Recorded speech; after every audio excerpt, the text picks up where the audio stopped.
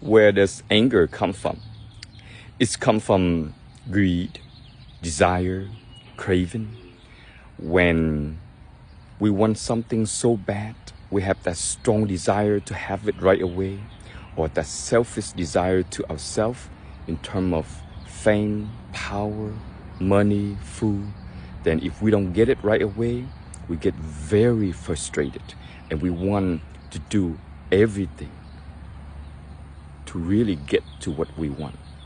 So to really recognize this is the moment you return to yourself. You pause, you stop, and tell yourself to relax, because everything in life can be gone within a second. See the impermanence of all things so that you can be less angry at the thing that you want to have, you don't have, or you have it, but it's not enough. Always wanting more is when you suffer.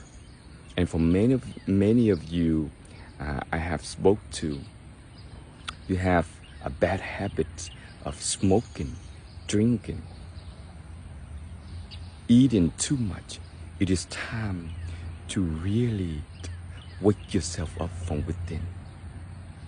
Yes, you can heal yourself.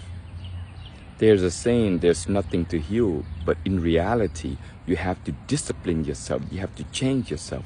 Otherwise, your mind will be full of craving, full of greed, and full of that selfish, strong desire for oneself.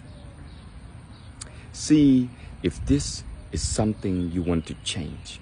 And if you don't want, it's okay too. Life is short. Do something that benefits your life. Make your state of mind. Keep your mind in the present moment. Concentrating in the present moment. Meditating. Return to your breath. Always keep yourself peace and relax, so that anything comes, you accept it for what is. Not really worrying about too much about it. The important thing in life is that look at things, take things lightly. Don't let it be more important than you. Then guess what? You will be so miserable trying to finish something, trying to make everything perfect when the world is imperfect. So be happy, be one with yourself. The state of awakening is right within you. It's time to wake yourself up. It's time to realize awakening is right now, and nobody can do it for you. I hope you have a wonderful day, everybody.